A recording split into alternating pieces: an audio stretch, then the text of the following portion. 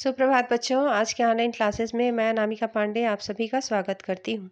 आज हम वसंत भाग 2 के अंतर्गत पढ़ेंगे वीर कुंवर सिंह भाग 2। पिछले वीडियो में हम वीर कुंवर सिंह के जन्म के विषय में पढ़ रहे थे। आगे आज के पैराग्राफ में पढ़ेंगे। अगला पैराग्राफ कुछ इस प्रकार है। वीर कुंवर सिंह ने अपने पिताजी के मृत्यु के बाद सन 1827 में अपनी रियासत की जिम्मेदारी संभाली। उन दिनों ब्रिटिश हुकूमत का अत्याचार चरम सीमा पर था। इससे लोगों में ब्रिटिश हुकूमत के खिलाफ भयंकर असंतोष उत्पन्न हो रहा था। कृषि, उद्योग, व्यापार का तो बहुत ही बुरा हाल था। रजवाड़ों के राज दरबार भी समाप्त हो गए थे। वीर कुंवर सिंह जो थे, इनका जन्म हुआ था, कब हुआ था? 1782 में, और 1827 में इनके पिताजी की मृत्यु हो जाती है, जिसके कारण जगदीशपुर का जो रियासत है इनको संभालनी होती है। जब इन्होंने 1827 में जगदीशपुर की रियासत संभाली, उसी समय ये जो ब्रिटिश हुकूमत है और ब्रिटिश का जो अत्याचार है वो बहुत ज़्यादा बढ़ गया था, जिसके कारण पूरे भारत देश में भयंकर असंतोष व्याप्त हो चुका था। जितने भी कृषि, उद्योग, व्यापार थे उन पर अंग्रेजों का अधिकार हो गया और राष्ट्रीय शासन भी उन्हीं के अंतर्गत आ गए। उन पर एकाधिकार हो गया।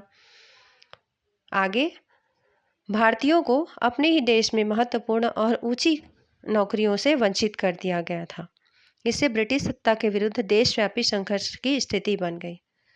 भारत में जितने भी ऊंचे पद थे उन पर भी अंग्रेजों ने अपना अधिकार स्थापित कर लिया। अब ऐसी स्थिति में कुंवर सिंह ने ब्रिटिश हुकूमत के विरुद्ध लोहा लेने का संकल्प लिया। उन्होंने सोचा कि अब तो इनके साथ युद्ध करना ही होगा। जगदीशपुर के जंगलों में बसूरिया बाबा नाम के एक सिद्ध संत रहते थे।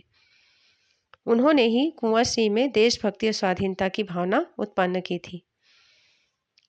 वीर कुंवर सिंह बताते हैं कि उनके अंदर जो देशभक्ति, स्वाधीनता की जो भावना उत्पन्न हुई, उनके जो प्रेरणा स्रोत थे वो बसूरिया बाबा थे, जिनके कारण उसके अंदर में देशभक्ति की भावना जागृत हुई थी। उन्होंने बनारस, मथुरा, कानपुर, लखनऊ आदि स्थानों पर जाकर विद्रोह की सक्रिय योजना बनाई। वे 1845 से 1840 तक काफ़ी सक्रिय रहे और गुप्त ढंग से ब्रिटिश हुकूमत के खिलाफ विद्रोह की योजना बनाते रहे। इस तरह से उसके अंदर में स्वाधीनता की भावना जागृत हुई और अनेक और क्रांतिकारी साथियों से वो जा मिले और गुप्त रूप से योजना बनाते रहे। उन्होंने बिहार के प्रसिद्ध सोनपुर मेले को अपनी गुप्त बैठकों की योजना के लिए चुना। सोनपुर के मेले को एशिया का सबसे बड़ा पशु मेला माना जाता है। यह मेला कार्तिक पूर्णिमा के अवसर पर लगता है। यह हाथियों के क्रय विक्रय के लिए भी विख्यात है। इसी ऐतिहासिक मेले में उन दिनों स्वाधीनता के लिए लोग एकत्र होकर क्रांति के बारे में योजना बनाते थे। 25 जुलाई 1857 को दानापुर की सैनिक टुकड़ी ने विद्रोह कर दिया और सैनिक सोन नदी पार कर आरा की ओर चल पड़े।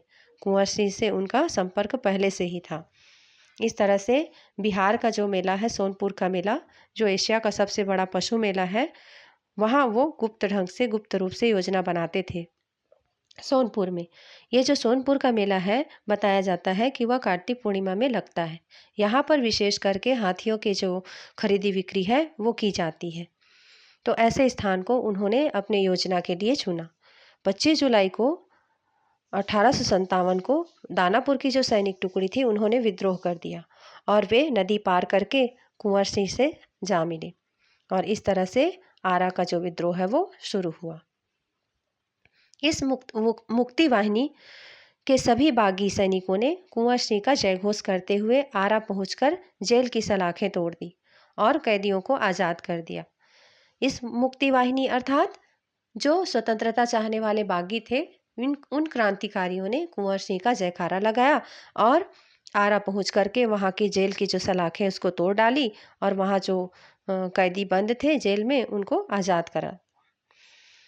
27 जुलाई 1857 को कुंवर सिंह ने आरा पर विजय प्राप्त की। इस तरह से कुंवर सिंह आरा पर विजयी रहे। सिपाहियों ने उन्हें फौजी सलामी दी क्योंकि वीर कुंवर सिंह उनका नेतृत्व कर रहे थे, इसलिए उन्होंने उनको सलाम किया कि आपके कारण आज विजय प्राप्त हुआ है। यद्यपि कुंवर सिंह बूढ़े हो चले थे, परंतु वह बूढ़ा शूरवीर इस अवस्था में भी युद्ध के लिए तत्पर हो गया और आरा क्रांति का महत्वपूर्ण केंद्र बन गया। इस तरह से वे आरा पर विजय प्राप्त करते हैं। दानापुर और आरा की इस लड़ाई की ज्वाला बिहार में सर्वत्र व्याप्त हो गई।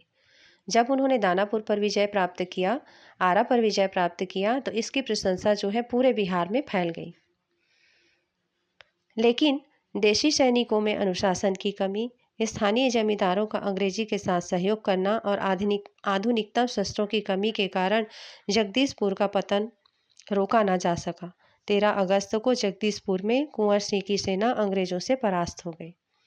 अब इन्होंने दानापुर और आरा पर तो विजय प्राप्त कर ली। इसके बाद क्या हुआ, ये जो भारत के जमींदार हैं उनमें आपसी तालमेल नहीं रहा और अनुशासन में भी कमी हो गई, सैनिकों के बीच भी मनमुटाव आ गया और आधुनिक हथियारों की भी कमी हो गई, जिसके कारण जगदीशपुर को ये नहीं बचा सके, इनकी हार हो गई। 13 अगस्त 1857 को अंग्रेजों ने इनका जो जगदीशपुर है उसको छीन लिया, जिसके कारण इन्हें जगदीशपुर छोड़कर जाना पड़ा। इसके बाद ये सासापुर पहुंच जाते हैं। आगे देखेंगे इसके बाद वो क्या करते हैं। किंतु इससे वीर कुंवर सिंह का आत्मबल टूटा नहीं और वे भावी संग्राम की योजना बनाने में तत्पर हो गए। वे क्रांति के अन्य संचालक नेताओं से मिलकर इस आज़ादी की लड़ाई को आगे बढ़ाना चाहते थे। कुंवर सिंह सासाराम से मिर्जापुर होते हुए रीवा, कालपी, कानपुर और लखनऊ तक गए। लखनऊ में शांति नहीं थी, इसलिए बाबू कुंवर सिंह आजमगढ़ की ओर प्रस्थान किया। आज़ादी की इस आग को बराबर जलाए रखा उन्होंने, अर्थात कुंवर सिंह ने। उनकी वीरता की कीर्ति पूरे उत्तर भारत में फैल गई। कुंवर सिंह की इस विजय यात्रा से अंग्रेजों के होश उड़ गए। वीर कुंवर सिंह जो है उनका आत्मबल नहीं टूटा, उनका आत्मविश्वास समाप्त नहीं हुआ। चूँकि उनका जो जमींदारी प्रथा है, उनका जो जमींदारी है जगदीशपुर का, वो छीन लिया गया था, फिर भी वो हार नहीं माने और बहुत सारे और अन्य क्षेत्रों में जो नेता थे, जो विद्रोही थे, जो सैनिक थे, उनसे वो जा मिले। इस तरह से वो कालपी, कानपुर, लखनऊ, रीवा होते हुए लखनऊ पहुँचे तो लखनऊ में अशांति थी। वीर कुंवर सिंह आगे बढ़ जाते हैं और आजमगढ़ पर प्रस्थान करते हैं और आजमगढ़ पर वो जा कर के विजय भी प्राप्त करते हैं। आजमगढ़ पर जब वो विजय प्राप्त करते हैं तो जो अंग्रेज है वो घबरा जाते हैं, अर्थात वीर कुंवर सिंह से डरने लगते हैं। कई स्थानों के सैनिक एवं राजा कुंवर सिंह की अधीनता में लड़े। उनकी आज़ादी की यात्रा आगे बढ़ती रही। लोग शामिल होते गए, उनकी अगुवाई में लड़ते रहे, अर्थात अंग्रेजों के विरुद्ध युद्ध करने में कुंवर सिंह का साथ देते हैं। छोटे छोटे राज्य के जो राजा थे और अनेक जो सैनिक सिपाही थे, वे सब इनका साथ देते हैं। इस प्रकार ग्वालियर, जबलपुर के सैनिकों के सहयोग से सफल सैन्य रणनीति का प्रदर्शन करते हुए वो लखनऊ पहुंच जाते हैं। आगे वो योजना बनाए रहते हैं कि आजमगढ़ की ओर जाने का उनका एक उद्देश्य था, इलाहाबाद एवं बनारस पर आक्रमण कर शत्रुओं को पराजित करना और अंततः जगदीशपुर पर अधिकार करना। इस तरह ये सारी योजना लेकर वो निकलते हैं कि पहले वो आजमगढ़ में पहुंचेंगे, वहां पर आक्रमण करेंगे, वहां को विजय प्राप्त करेंगे, विजयी हो जाएंगे और वहां को जीतने के बाद वो इलाहाबाद, बनारस पर आक्रमण करेंगे, वहां के शत्रुओं को हरा देंगे और इस प्रकार वो जगदीशपुर पहुंचकर जगदीशपुर से अंग्रेजों को हटा देंगे। अंग्रेजों और कुंवर सिंह की सेना के बीच घमासान युद्ध हुआ।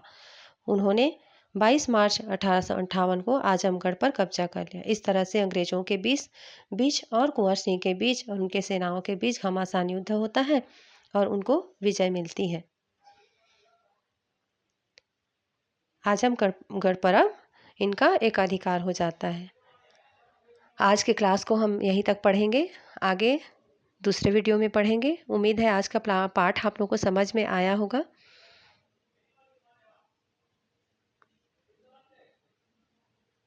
धन्यवाद।